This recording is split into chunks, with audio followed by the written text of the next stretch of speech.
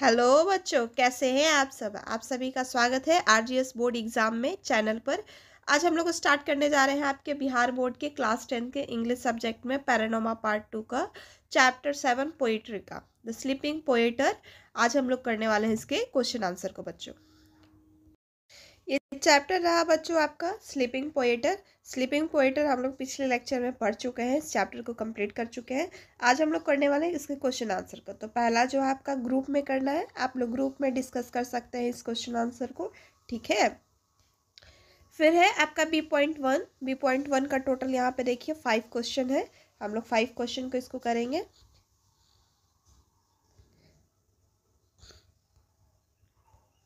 फिर ये आपका है B.2। B.2 में आपका टोटल 5 क्वेश्चन यहाँ पे भी है, ठीक है। और आगे है लॉन्ग क्वेश्चन आंसर, और ये ग्रुप में डिस्कस करना है आपका C.2 को। तो C.2 आप लोग ग्रुप में डिस्कस करेंगे। जो भी यहाँ कॉम्पोजिशन है, ग्रामर है, जो बताना है यहाँ पे मैं यहाँ बताऊँगी। तो आइए स्टार्ट करते हैं। फर्स्ट आपका क्वेश्चन आंसर B.1। ये B.1 का answer the following question.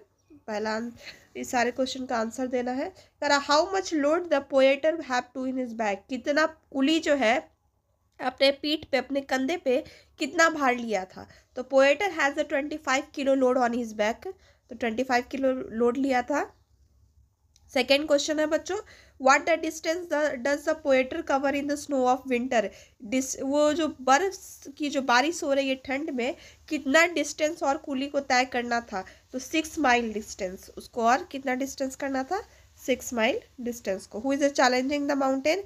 Mountain को कौन चैलेंज कर रहा है। तो porter is challenging the mountain. कुली जो है माउंटेन को चैलेंज कर रहा है। What type of cap wearing. किस टाइप का कैप जो है पोएटर वियर पहना था। तो he is wearing a black cap.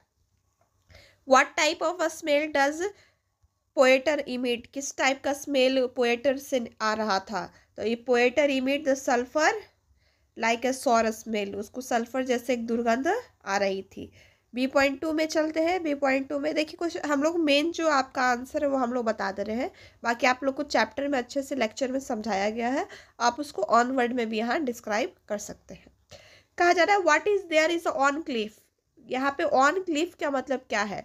तो देयर इज ऑन क्लिफ क्या है, हार्ट। हार्ट को यहाँ पे दर्शा रहा है, ठीक है। What is the mother searching. क्या मदर क्या सर्च कर रही थी। Mother is searching nettles and vines. कीड़े मकोड़े और वाइन्स को सर्च कर रही थी। Who is the hero of mountain.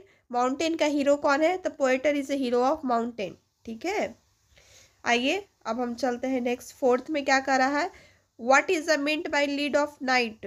Lead of night का मतलब क्या होता है। तो lead of night refer to be the sky filled with the star symbolise the night sky, ठीक है। वो जो आसमान है वो किससे भरा हुआ है। तो स्टार से भरा हुआ है और सिंबलाइज किया गया है नाइट स्काई से। Who is regaining over the rich kingdom of sleep. Rich kingdom of sleep जो है किसको ये दर्शा रहा है। तो the porter is regaining over the rich kingdom of sea as the find the peace and the rest in the sleep of after his hard work.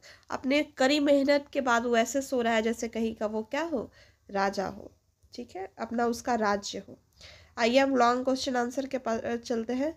Long में कह रहा है the poet focus the trials and tribulations of the poet and elucidated. कहा जा रहा है poet जो है, कवि जो है, यहाँ पे उसके मेहनत को, उसके पूरे चीज़ को यहाँ दर्शा रहे हैं। आप उसको एक्सप्लेन कीजिए। The poet revealed the porter the challenge the face the porter as daily life.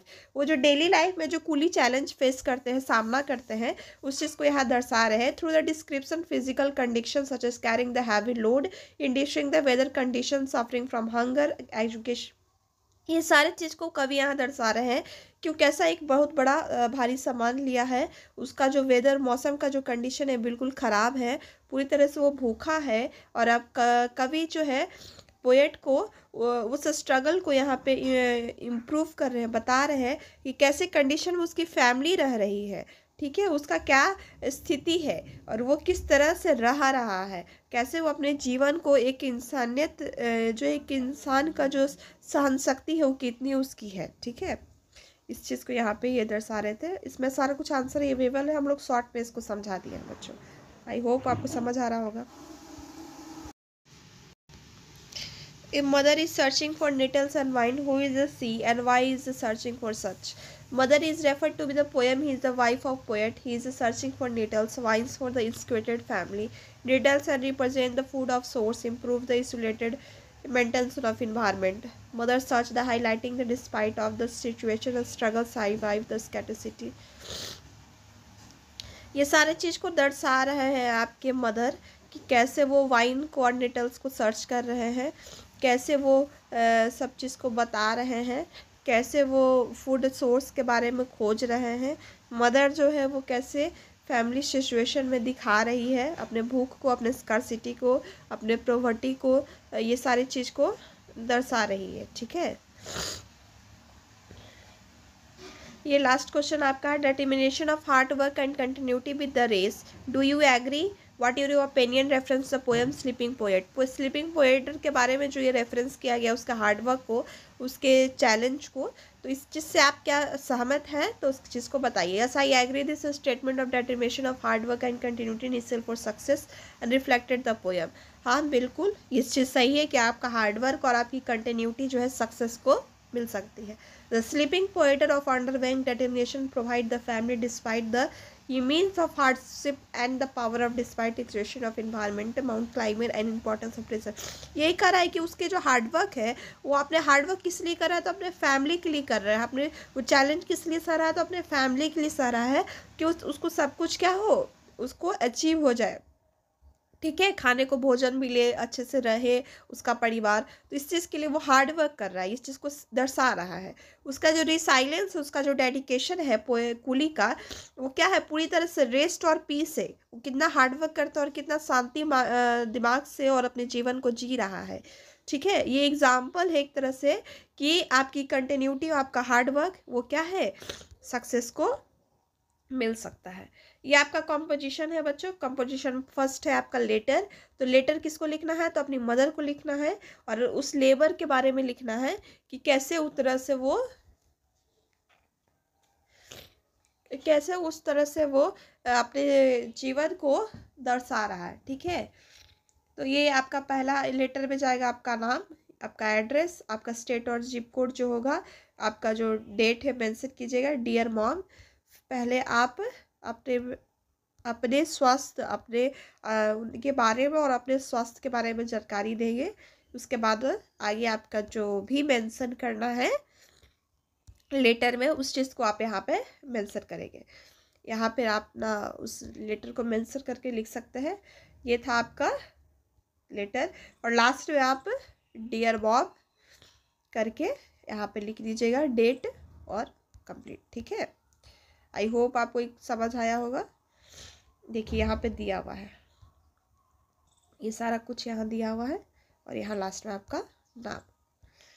फिर आइए डिक्शनरी पे चलते हैं। डिक्शनरी में कुछ वर्ड यहाँ पे दिया है जिसको स्टेटमेंट भी करना और मीनिंग भी लिखना है। ठीक है, तो रूल का मीनिंग क्या होता है, the principle regulation government the conduct और एक्शन। जो एक्शन लिया जाता है, जो सरकार के द्वारा, प्रिंसिपल के द्वारा बनाया जाता है, उसको रूल कहा गया है। ये सारे चीज़ का लिखा हुआ है बच्चों, आप कर सकते हैं कंप्लीट। ठीक है, स्पोर्ट्स का जो आपका वहाँ दिया हुआ वो भी लिखा हुआ है। एंटोनेम्स लिखना है, इसके अपोजिट वर्ड्स को लिखना है। Low, empty, correct, incorrect, dirty, clean, highly, valley, near, far, natural, artificial, honest, dishonest, dull, ये सारे कुछ का दिया हुआ है। ये वर्ड फॉर्म है, एक वर्ड से अनेक वर्ड बनाना है। देखिए एक वर्ड से अनेक वर्ड, जैसे होप है तो पहले hopeful, hopeless, hopelessly, hopelessful, hopeful, hopely, hoped, ये सारा कुछ यहाँ पे राइट किया। राइट का लिखा हुआ write, rewrite, written, writing, wrote, do, done, undo, redo, रूडोर। हेल्प में है helpful, helping, helped, helpless, helper और हेल्प्स। देख सकते हैं जंप, जंपर, जंपिंग, ये सारे चीज़ों आपका दिया हुआ, आप अपने बुक में कर सकते हैं। ट्रांसलेशन में आते हैं।